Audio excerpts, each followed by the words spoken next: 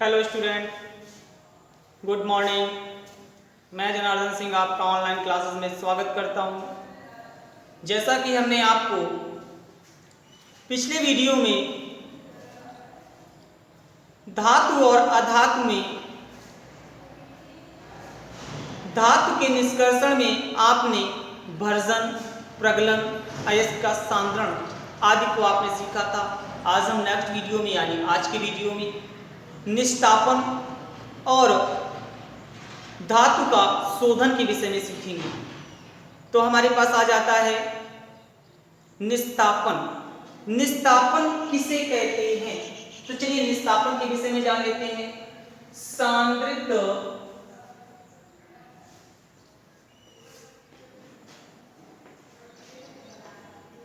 अयस्क को उच्च ताप पर गर्म करके उसमें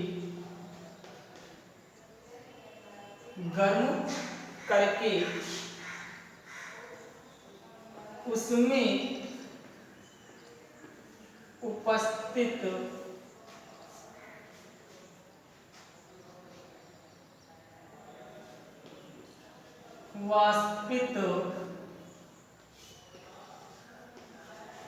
वाष्पित अशुद्धि को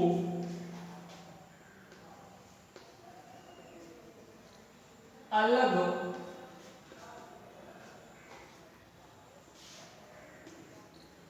करने की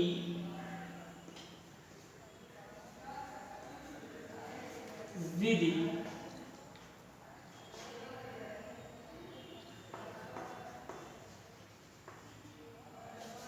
निस्तापन कहलाती है। सांद्रित अयस्क को उच्च ताप पर गर्म करके उसमें उपस्थित वाष्पित अशुद्धि को अलग करने की विधि क्या कहलाती है? निस्तापन कहलाती है। लेकिन इसमें एक नोट होता है कि अयस्क पिघलता नहीं है।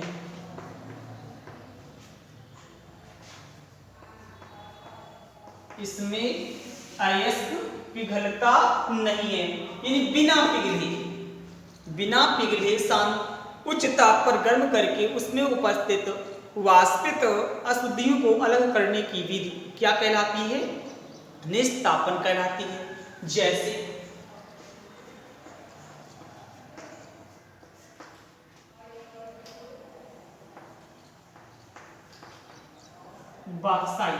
बॉक्साइट का फार्मूला आपने लिया था Al2O3 इंटू 2H2O।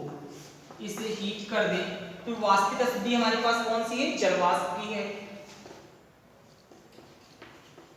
Al2O3 और 2H2O। या लिमोनाइड ले रहे हैं Fe2O3 इंटू 2H2O को हीट कर रहे हैं, Fe2O3 बन जाएगा और 2H2O अलग हो जाएगा। इस प्रकार आपका निस्तापन भी कंप्लीट हो गया। अब हम आ जाते हैं धातु का निष्कर्षण। धातु का निष्कर्षण आपका पूरा कंप्लीट हो गया। अब हम आ जाते हैं धातु का शोधन। धातु का शोधन किसे कहते हैं उस विषय में भी जान लेते हैं। तो चलिए जानते हैं धातु का शोधन।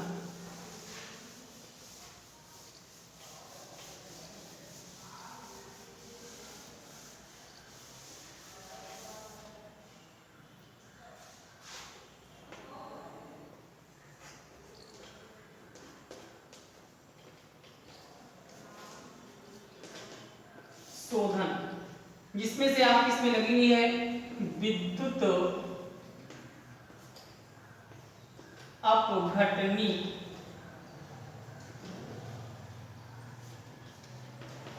विधि। विद्युत अपघटनी विधि को हम चित्र के माध्यम से समझ लेते हैं।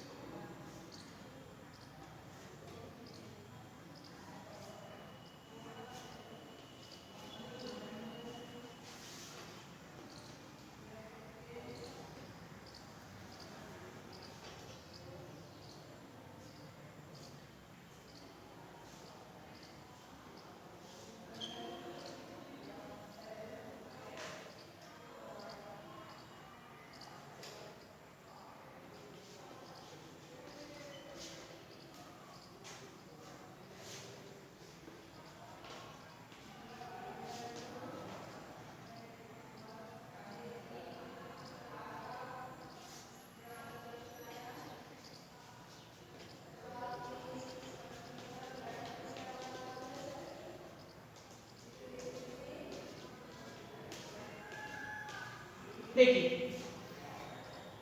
विद्युत अपघटनी विधि में हम एक एनोड की छड़ें और कैथोड की छड़ों को लेते हैं। जब हम धातु का शोधन करते हैं तो गलित धातु को इसके अंदर डाल देते हैं। जब इसमें वैद्युत धारा प्रवाहित करते हैं तो इसमें उपस्थित अशुद्धि एनोड पर आकर्षित हो जाती है और शुद्ध धातु कैथोड पर एकत्रित हो जाती है। तो इस विधि को आप क्या कहते हैं? विद्युत अपघटनी विधि कहते हैं। आप चित्र की भांति आप अपने मन से लिख सकते हैं। अब हम आ जाते हैं इसकी एक्सरसाइज, किस प्रकार एनसीईआरटी में क्वेश्चंस किए जाते हैं। तो आप अपनी बुक्स को उठाइएगा और क्रम से एक्सरसाइज करना प्रारंभ करते हैं। तो चलिए देखते हैं।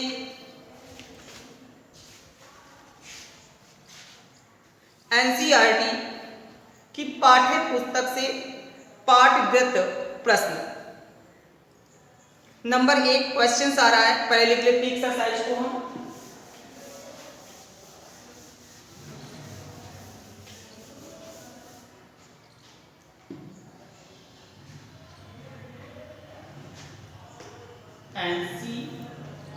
एनसीईआरटी पाठ्य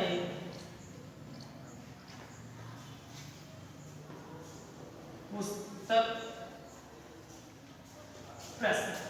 एनसीईआरटी की पाठ्य पुस्तक प्रश्न नंबर 1 क्वेश्चन है, कमरे के ताप पर द्रव होती है। नंबर पहला क्वेश्चन है, कमरे के ताप पर द्रव धातु।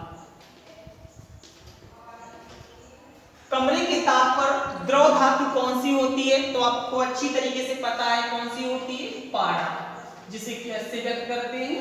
Hg से व्यक्त करते हैं। क्वेश्चन अगर पूछा जाए कि कमरे के ताप पर द्रव धातु कौन सी होती है, तो पारा यानी Hg। सेकंड क्वेश्चन है, चाकू से आसानी से काटी जा सकती है। सेकंड क्वेश्चन आया, चाकू से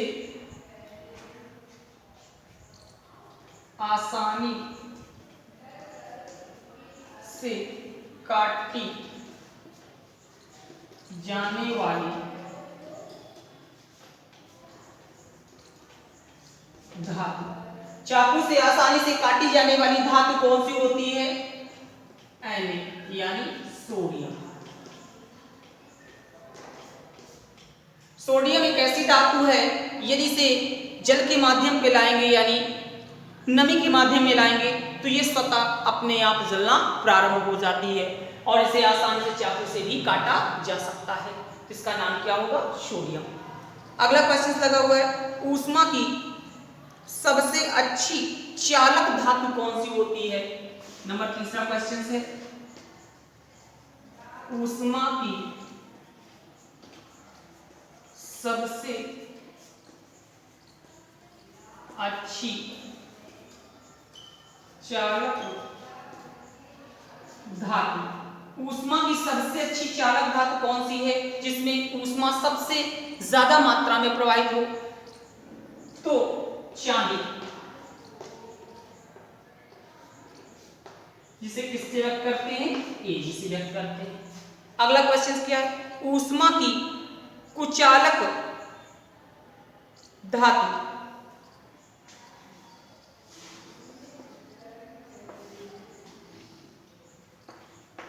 ऊष्मा की कुचालक धातु, इसमें दो आपके पास धातु हम बता रहे हैं, Pb यानी सीसा और दूसरी है टंगस्टन यानी W। टंगस्टन को किससे व्यक्त करते हैं? W से व्यक्त करते हैं। कुछ सीसा को किससे व्यक्त करते हैं? Pb से व्यक्त करते हैं। अगला क्वेश्चन है, आघात वर्धन और तन्य का क्या अर्थ है? आघात वर्धनीयता और तन्यता का क्या अर्थ है? तो चलिए इसको भी हम अपना क्वेश्चन को कंप्लीट कर लेते हैं।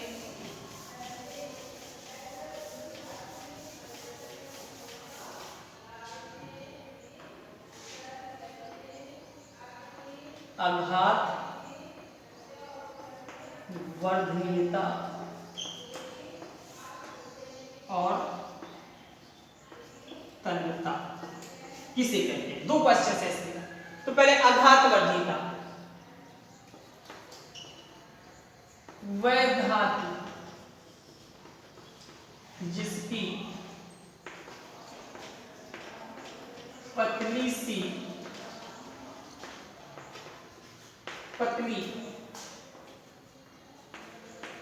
चादर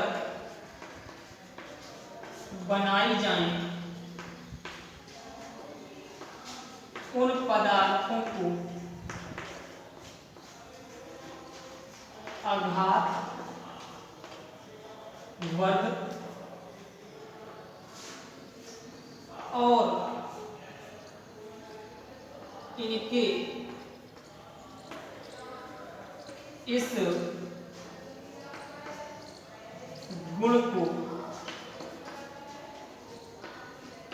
आघात वर्धनीयता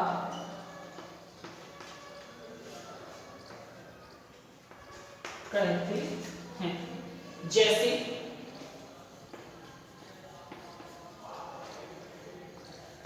CuFe।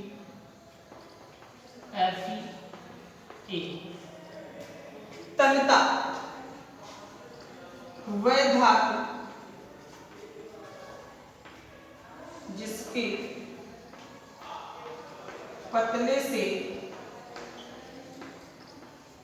पतले तार खींचे जाएं, जैसे AgA। मतलब समझिए आघात वर्धनीयता किसे कहते हैं?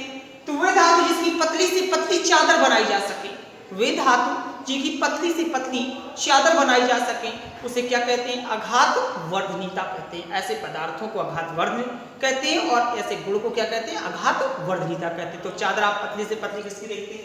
CuFe और Al की देख सकते हैं। अब आया तन्य किसे कहते हैं या तन्यता किसे कहते हैं? तो वे धातुएं या वे पदार्थ जिनकी पतले से पतली तार खींची जा सके, उसे क्या कहते हैं? तन्य पदार्थ कहते हैं या तन्य धातु कहते हैं। और ऐसे गुण को क्या कहते हैं? तन्यता कहते हैं। जैसे चांदी और सोना, इनके पतले से पतले तार खींचे जा सकते हैं। आज के लिए इतना ही।